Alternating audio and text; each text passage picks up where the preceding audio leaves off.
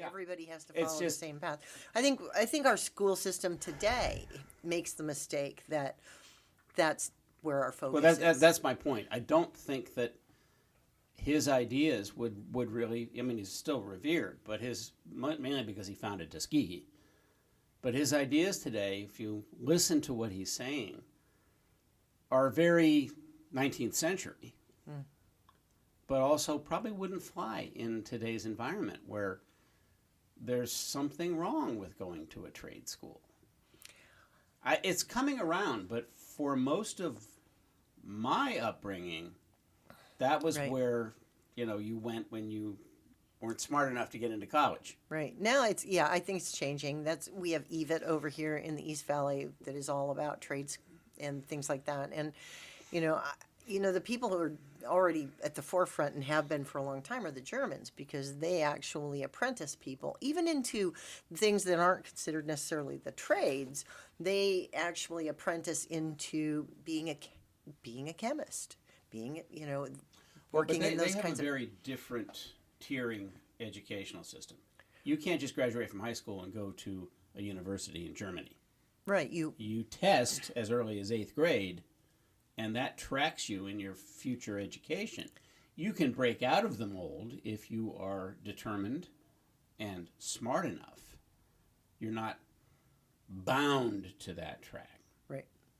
But it takes an effort and a desire that I think some people just don't have. It's like, okay, yeah, I'll get a job and I'll earn good money and be happy. Yeah, but I think the idea of apprenticing into some of the things that we traditionally force people to go to school for a lot of years before they get to work in it is one of the reasons why many people don't work in their area of degree. Well, yes, I think that. Well, I've got a whole different take on that. I think there are degrees granted in things that aren't particularly useful, that don't require discipline, only scholarship. And there's a difference. Okay. But anyway, that's my reading. Is that everything? Pretty much. I mean, that's, It's only been a few weeks. It's only been a few weeks, and that's 3 pretty substantial books. So I finished reading James Baldwin's Another Country, and I understand that he spent, almost like 16 years writing this book, and he was tortured the whole time, and it shows, because he's torturing his characters, and his world is very tortured, in my opinion. Of course, he was writing at his time. There was there's just a lot of dark, terrible.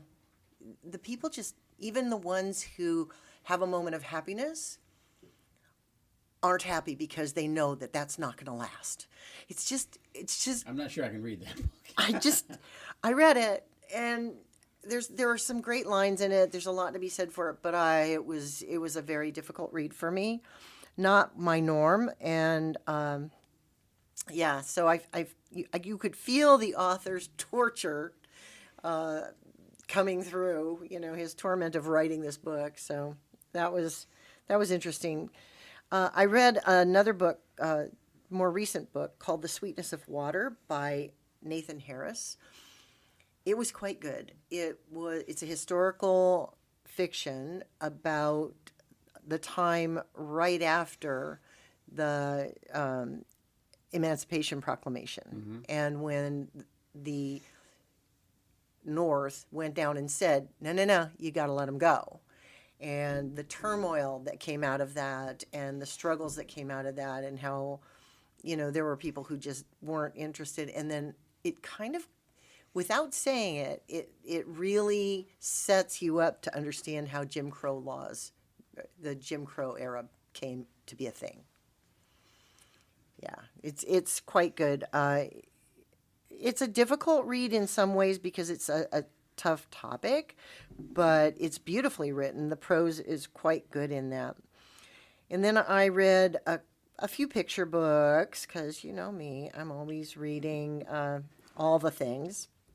I read a book called Namaste is a Greeting, and I didn't expect it to resonate on such an emotional level in 32 pages, but it did. And then I have to confess, here's my confession.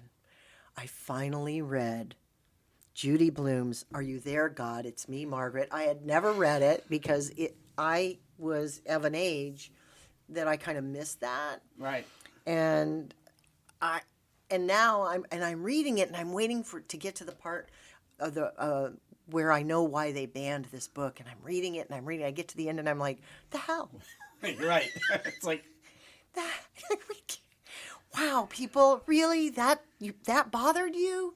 So because it was such a controversial book at the time. Yeah, I had not read it.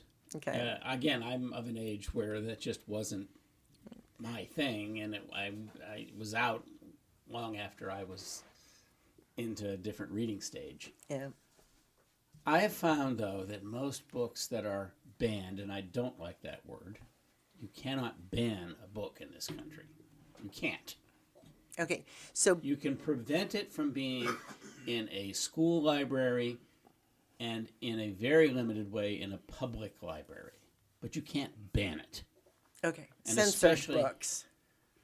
You can tell people, or you can attempt to prevent it from being part of a school curriculum, which sometimes is sort of legit. I mean, I encountered that when I was in Louisville in either 8th or 9th grade. And one of our curriculum books that our teacher put forth was To Beat a Tiger. That's from an old Chinese proverb, to beat a tiger, one needs his brother's help. And it was all about two young boys surviving in Nanking during the Japanese occupation. And it was full of some pretty heavy stuff. And some parents got a hold of it and decided, I don't want my kid reading about Japanese soldiers killing babies, but it held up. It was a particularly good school system that said, no, this is, but I can understand the impulse to do it. I don't agree with it, but I can understand someone's impulse to say, wait a minute. But people talk about banned books. Okay. Well, they're always there. All right, the always books that available. are being yanked out of school libraries right now the list is ridiculous.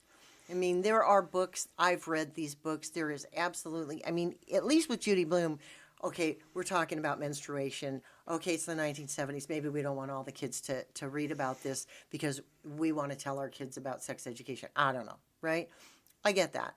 That was controversial. But for example, a picture book that is told in bilingual picture book called Marisol McDonald Doesn't Match. And it's about a girl who's half Latinx and half Irish. And it's just talking about the two sides of her family and how, she doesn't. And by the end of the book, you figure out that it's okay that she is biracial, right?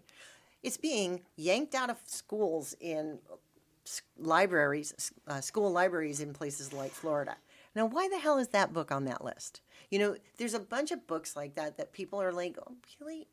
I don't understand why these books are on these lists. No, I don't understand why some Disney movies have gotten panned over what to me were incidental scenes. Well, just because a gay character exists in a book, people want it pulled. I get it. I mean, I get it. It's ridiculous. And I'm not defending the pulling of the book. I am trying to understand the motivation of the person who does it, and I would condemn the school administrator who does not stand up to that. And that's the real problem. Well, if you're making laws so that they can't stand up to it, then what choice do they have? Well, they may not. The administrator may not have a choice, but the administrator.